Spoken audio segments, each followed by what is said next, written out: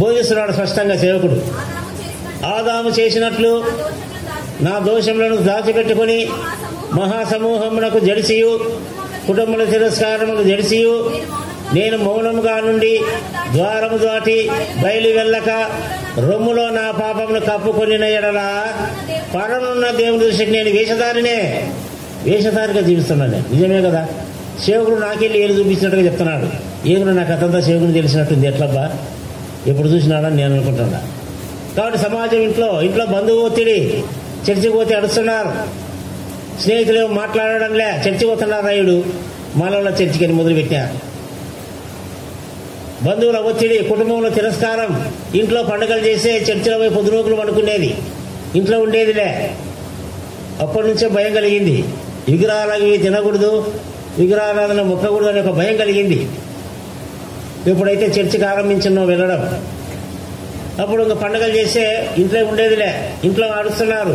పండుగ పూట స్నానం చేయకుండా కొత్త బట్టలు దొరకకుండా ఎక్కడ ఊరేగినాడు వీడు, ఎప్పుడు చర్చి అంటున్నాడు. వీడు చెడిపోయానే, మంచివాడు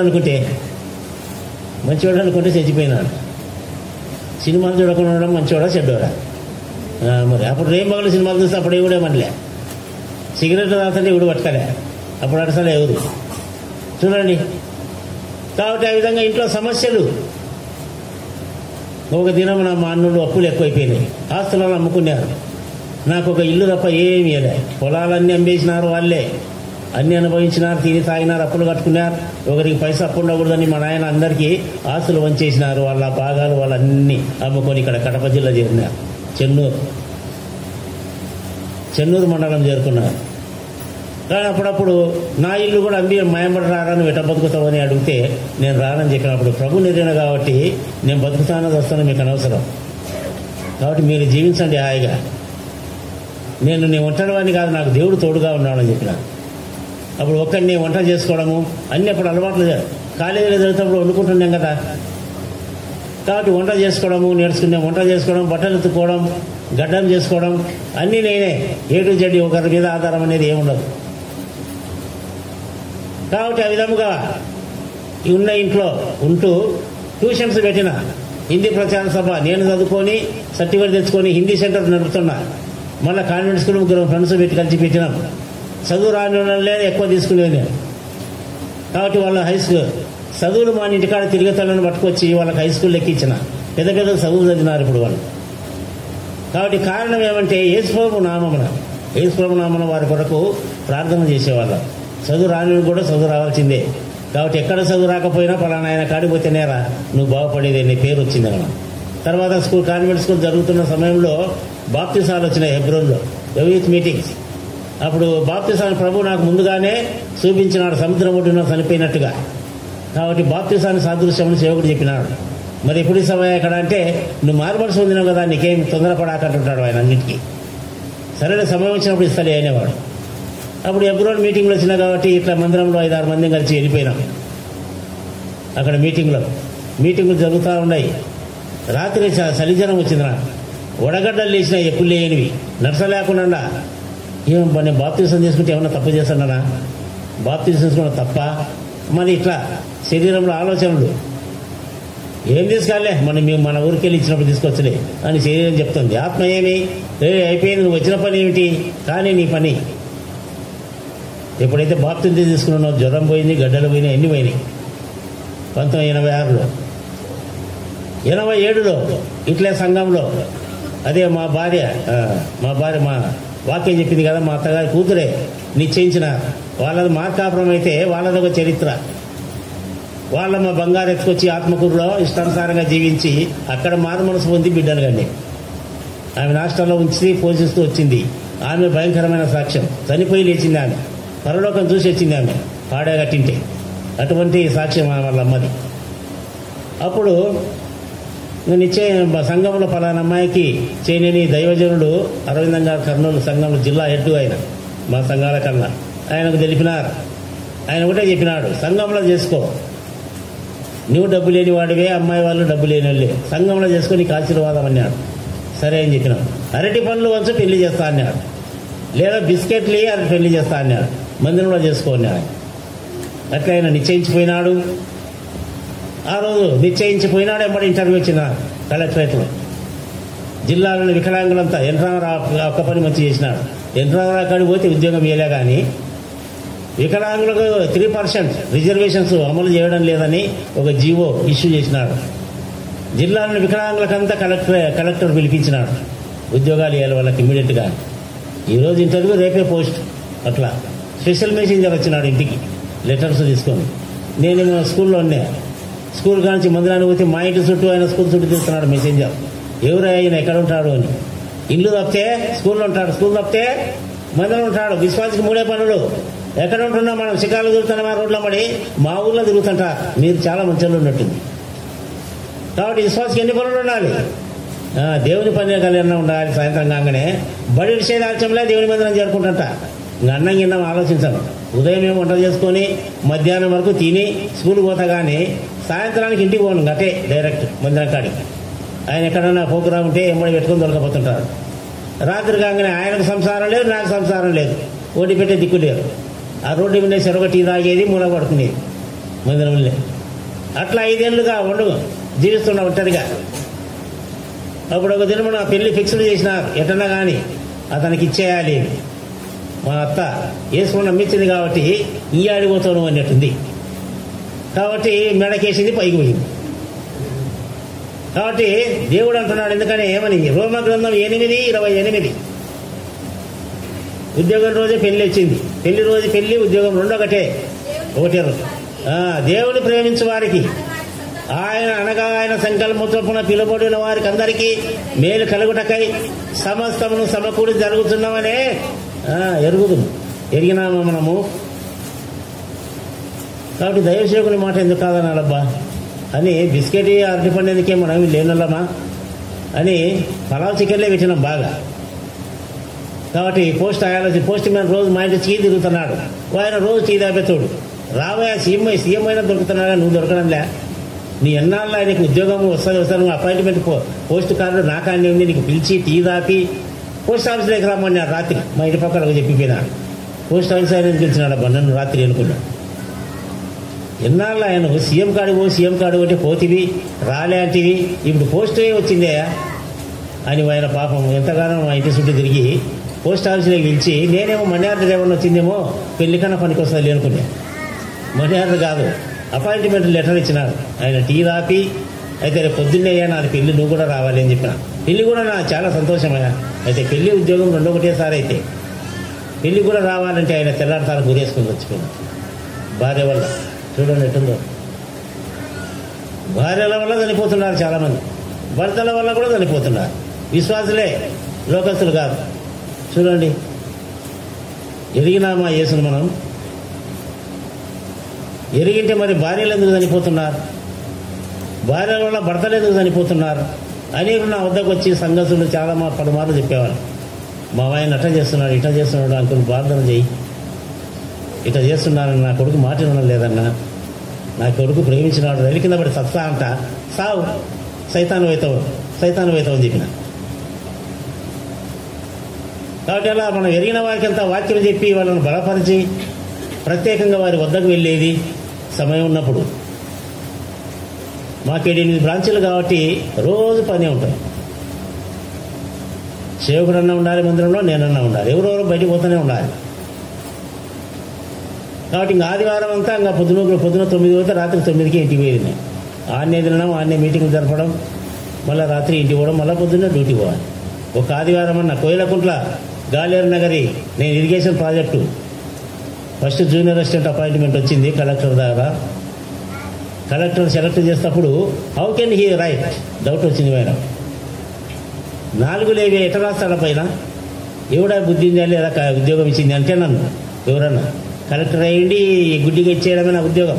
అందులో జూనియర్ అసిస్టెంట్ ఏమి రెస్పాన్సిబుల్ పోస్ట్ కదా, రాయడం ఏం అటెండరా ఏమన్నా కూర్చోబెట్టి జీతం ఇయ్యనికే అంటారు కదా. కమిటీ కలెక్టర్ రాత్రి 7 అయింది, పొద్దున పెళ్లి, రాత్రి ఇంటర్వ్యూ జరుగుతుంది కలెక్టర్ కాడ.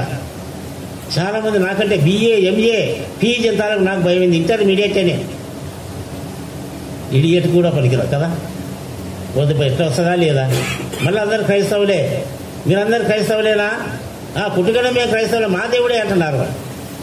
మీ దేవుడు కాదు, నేను మాట మనసు పొందిన ఈ రోజు రాత్రి పోస్ట్ నాకేం చెప్పిన ఎలా చెప్పగలవు? Are you born again? మాట మనసు పొందిన వాడిని ఎవరు చేస్తానులే. Yes I am born again in 1984 అని చెప్పిన వాళ్ళ నోటు తెలిసినారు. కాబట్టి ఇంత గట్టిగా చెప్తున్నాడు పోస్టు నాకేది. 200 మంది వచ్చినాం ఇంటర్వ్యూ, ఉండేది 4 పోస్టులే. ఎన్టీఆర్ కలెక్టరు ట్రిప్కి 5-6 మందిని పిలుస్తున్నాడు. ఒక వికలాంగుడు వచ్చినాడు, సార్ ఒక ఏళ్ళు సగం పోయింది, ఎదుర వికలాంగ అంటే ఏమిరా, ఒక ఏళ్ళు సగం పోయింది సార్, ఇక్కడ ఏళ్ళు పోతే సగం తప్ప గిట అంటున్నాడు. ఆయన మంచి కలెక్టర్ యంగ్ వచ్చినాడు, మృత్యుంజయ సాహు అని. నన్ను గురించి ఎక్కడంటే మీటింగ్లో కూడా చెప్పినాడంట. ఒకటి ఫ్రెండ్ చెప్పినాడు, జాబ్ చేస్తాడు, నిన్ను గురించి మళ్ళీ ఏం కలెక్టర్ కూడా చెప్తున్నాడు మీటింగుల్లో. 4 లేవు అతను జాబ్ ఇచ్చిన అతనికి చేస్తున్నాడు, మీకు బుద్ధిగా టెకపలు చేసి రోడ్ల పడి తిరుగుతారు ఆ మనసులు మీరు, BAలు MAలు అని ఓకేనన్నా అని కలెక్టర్ అడిచినాడంట యూత్ మీటింగ్లలో, సభలలో ఒకసారి.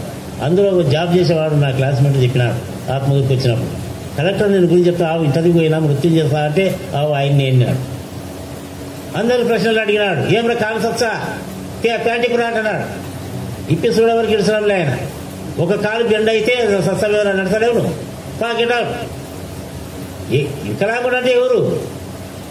వికలాంగుడు అంటే ఏమి? లాస్ అప్ అయినాలి. ఏం లాస్ అయినారు? అన్ని అవయాలు ఉన్నాయే. ఏం లాస్? ఎవడు సర్టిఫికేట్ ఇచ్చింది? ఆ డాక్టర్ పేరు చెప్పు, నాకు ఫోన్ చేస్తా ఇప్పుడే. ఆ డాక్టర్ బుద్ధి లేదు. ఎట్టి సార్ వికలాంగుల సర్టిఫికెట్లు? అవయవాలు కోల్పోయినాలి. ఎంత పర్సెంట్? 50%, 40%. ఎవరు వాడు ఇచ్చింది నీకు డాక్టర్? వాళ్ళ నంబర్ నేను మాట్లాడతా ఇప్పుడే అంటున్నాడు. కలెక్టర్ కేకలు ఇచ్చి తిడుతున్నారు.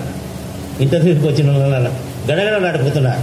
నేను బయట నిలబడి ఎట్టనైనా నేను పొద్దున్నే పెళ్ళి నాకు ఇక్కడ గుంజుతుంది. పొద్దున్న పెళ్ళి ఏం చేయకుండా చెప్పకుండా వచ్చినావు, ఆయన తిరుగుతున్నాడు. ఇది వాడి దిగుడు. అందులో దైవజనులు అరవిందం గారు వచ్చేది, నేనేమి ఈడు ఇరకపోయినా ఈయన ఎప్పుడు ఇస్తాడో, రాత్రి అర్ధరాత్రి ఇస్తాడో, బస్సులు లేవే గురి ఓలిక, ఇది దిగులైంది. నాకు ఇప్పుడు అడుగుతా 7వ నెంబర్కి వచ్చింది నాది అటెండ్. అందరికి ప్రశ్నలు అడిగినాడు. ఎన్ని గంటలకి వచ్చిన వాళ్ళు అన్నాడు. ఒకటి ఉండి సార్ ఎంచుకొస్తా అంటే గట్టే పోయి కిందికి అన్నాడు. పోంగా రాక మళ్ళీ అన్నాడు. ఏంటి సార్ ఎంత వస్తా ఎంత వచ్చేయమంటే బాగా అయిపోయింది నేను ఇంటర్వ్యూ. ఇంకొకరిని అడిగిన అదే ప్రశ్న, నేను ఎన్ని ఎక్కిచ్చిన్నో అన్ని దిగుతా అన్నాడు. ఇచ్చేద్దాం అని పోస్ట్ అన్నాడు. నాకు కూడా వచ్చేటట్టు ఏం పడతాడో ఏమో చెప్పని నాకు అడగాలి. ఉబలాట పడుతున్నా కానీ ఏం పడతాడో, చిన్న పెడతాడో పెద్ద పెడతాడో. నా వేతాలకు కింది మీద చూసినారు అందరూ, కలెక్టర్లు అందరూ మీటింగ్ రౌండ్గా కూర్చున్నారు. అతనికి డౌట్ వచ్చింది, how can you write? No hands no legs. How can walking? How can write? How can get the file? ఆయనకి ఇవన్నీ డౌట్లో వస్తున్నాయి. ఏమే నీ జిల్లాది ఆత్మకూరు సార్, ఏం చదివినా? ఇంటర్మీడియట్ చదివిన సార్ అన్న ఇన్ 1973. వెరీ గుడ్ అన్నాడు. ఇంగ్లీష్లో మాట్లాడతారు, కొంచెం ఏమో చదువు వచ్చినట్టు అనుకున్నాడేమో. కానీ చదివినాక పోయినాయేమని ఆయనకు డౌట్ వచ్చింది. ఇచ్చేట ఇప్పుడెట రాస్తాడు?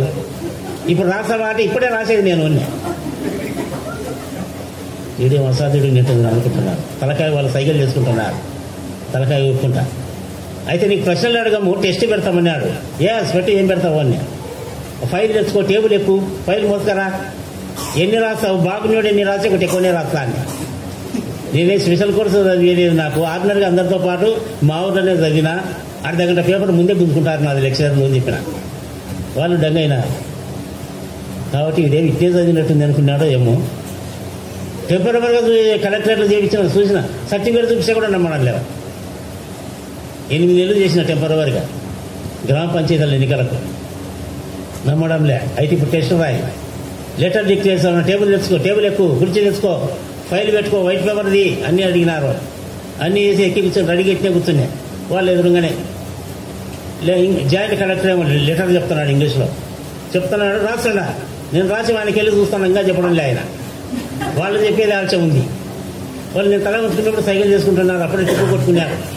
ఇంతకంటే వికలాంగులు ఎవడుంటారు అనుకున్నాడో ఏమో. ఆడనే టిక్కు కొట్టుకున్నాడు. అప్పుడు అర్థమైపోయింది నాకు వచ్చింది అని. రౌండ్ ఆఫ్ చేసుకున్నాడు నంబర్. కాబట్టి లెటరు సుమారుగా చెప్పినాడు. చెప్తే వెళ్ళి రాసి తీసుకున్నాడు. తీసుకురా అన్నాడు. చదివినాడు. స్పెల్లింగ్ మిస్టేక్స్ లేవు, ఏం లేవు. ఆయన చెప్పినటువన్నీ ఉన్నాయి. కాబట్టి వాళ్ళు చెప్పిన టైంకి ముందే అయిపోతుంది లెటర్. అప్పుడు వాళ్ళు నమ్మినారు. సరే ఇంటికి పోవచ్చు అన్నారు. అది పెళ్లి రోజే అపాయింట్మెంట్ కూడా వచ్చింది.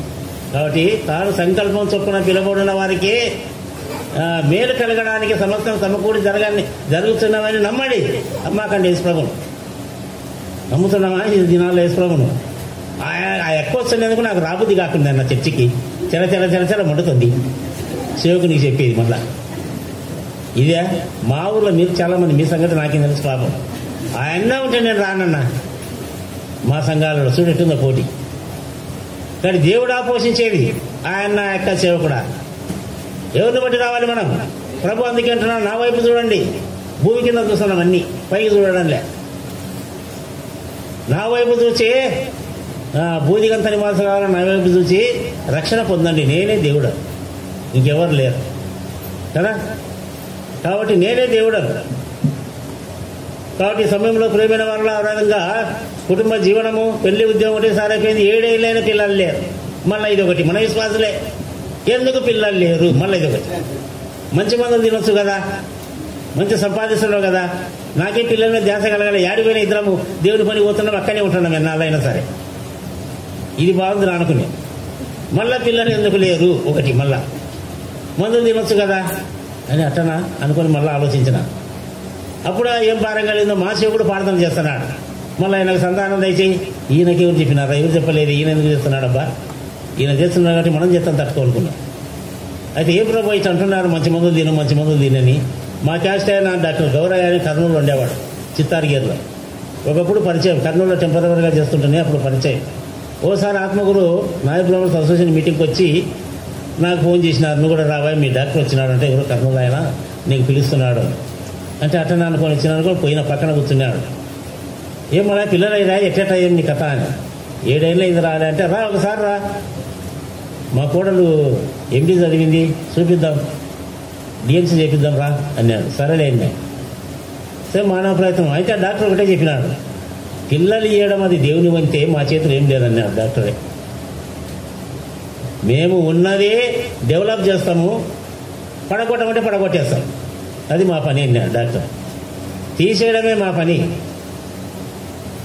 అని చెప్పినాడు డాక్టర్. డాక్టర్కి దేవుని వాక్యం చెప్పేవాడిని. ఎప్పుడప్పుడు మా ఆఫీసర్లు ఎవరు వచ్చినా దేవుని వాక్యం చెప్పేవాడిని. అందరూ కలిసి మాట్లాడుతుంటారు. అయితే నెట్టలే బైబిల్ తీసుకుపోయి, బైబిల్ స్టోర్లో కొత్త నిబంధన ఒకటి పెట్టుకుంటా, అది తీసుకుపోయి దేవుని వాక్యం చెప్పేది. ఏమిటి అది ఏంట? ఏం బుక్ అది అంటే, బుక్ కాదు ఇది బైబిల్ అని చెప్పిన. అది you are Christian? Yes, I'm Christian. ఎట్లా? నీ పేరు మల్లయ్య అని రిజిస్టర్లో, మరి ఎట్లా క్రిస్టియన్ అయినావు అంటే, ముందు పేరు సార్ అది, మేము నాయ బ్రాహ్మిన్స్. కాబట్టి ప్రభు దేవుని వాక్యం విన్నా ఒక రోజున ప్రభుని నమ్మినాను. ఎందుకు నమ్మాల్సి వచ్చింది అన్నా, ఇళ్ళల్లా దేవతలు కాదా? వాళ్ళల్లా దేవతల చేత గాలే నా పాపం పోగొట్టనికి. కాబట్టి మేమంతా భక్తి పరులమే, మా ఈ వంశమంతా. ఎంతమంది దేవులు ఎన్ని పూజలు చేసినా నా యొక్క జబ్బు పోగొట్టలే, నా యొక్క పాపములు క్షమించబడలే. సిగరెట్లు మానకానికి నా చేత కాలే, గుండె దడ ఓటుకానికి నా చేత కాలే. అయితే ప్రభువుకు ప్రార్థన చేసి మారుమనసు పొందిన అన్ని